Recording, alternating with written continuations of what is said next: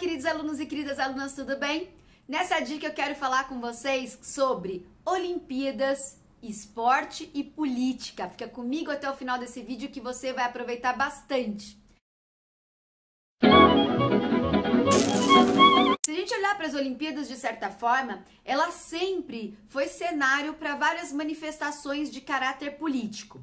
Num primeiro momento, a gente tem, vamos pensar da Guerra Fria, século XX, Guerra Fria, e a gente tem disputas nacionalistas, né? Quem consegue mais medalha, União Soviética, Estados Unidos e até a China nesse cenário. Disputas que aparecem também esse ano nas Olimpíadas de Tóquio. Japão e Coreia estão tendo algumas rusgas aí, fruto das suas questões que vêm desde lá do começo do século XX também, com a ocupação do Japão na Coreia. Também aconteceram questões nacionalistas muito fortes, como por exemplo nas Olimpíadas de 72, quando a equipe de Israel sofreu um atentado e o contexto era disputa, Israel e Palestina, e a formação de Israel e os conflitos ali no Oriente Médio. E um outro terceiro ponto, digamos assim, de conflitos políticos, de expressão política, é a questão identitária, né? Então, a questão negra, a questão homossexual, a questão das mulheres. Por exemplo, em 1968, nas Olimpíadas do México, os atletas do atletismo americano romperam barreiras e ganharam a medalha. Você deve conhecer, porque inclusive já caiu em prova aquela foto em que eles estão com o punho cerrado, né, e com uma luvinha negra, expressando Black Power. E qual era o cenário histórico naquele momento? Era o de luta pelos direitos civis da população negra nos Estados Unidos. Então, a Olimpíadas era um cenário em que aquelas coisas que estão acontecendo na sociedade, naquele momento, ou algum elemento histórico, ela aparece ali. O Comitê Olímpico sempre teve uma postura de punir as delegações e os atletas que fizessem esse tipo de manifestação.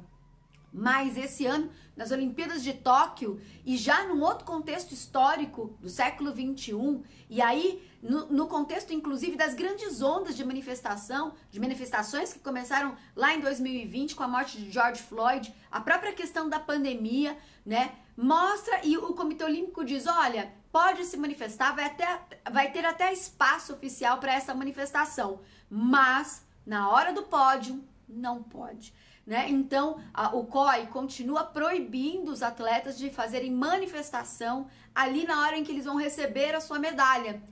Mas alguns países, como os Estados Unidos, já afirmaram, não vamos punir os nossos atletas, não vamos persegui-los. Isso tem muito a ver com o papel dos atletas desde a morte do George Floyd, inclusive, que estão usando o espaço dos jogos, de outros campeonatos, para se agachar, ajoelhar no chão e também levantar a mão. E isso é uma referência à própria morte do George Floyd. Por quê? Porque ele morreu asfixiado com o joelho de um policial no seu pescoço durante mais de 9 minutos. Então, tudo isso, novo contexto histórico, uma nova posição dos atletas, coloca isso pra gente, né? E coloca isso pro COI também. Então, estamos numa Olimpíada que ela traz um espaço para levantar bandeiras de várias causas, sobretudo as causas identitárias, né? Mas também coloca pra gente um limite. Ali na hora da medalha parece que é o momento oficial, é o ritual sagrado, ali não pode. Mas os países já estão dizendo, olha, nós, países XYZ, não vamos fazer nada com os nossos atletas, como fizemos em outros momentos da história.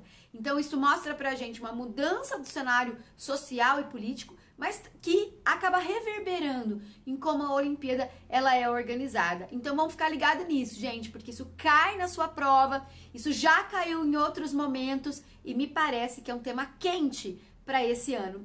Um beijo e a gente se vê no próximo vídeo. Gostou? Já curte, dá um like, compartilha. Assim a gente espalha por aí bastante conhecimento. Até a próxima. Tchau!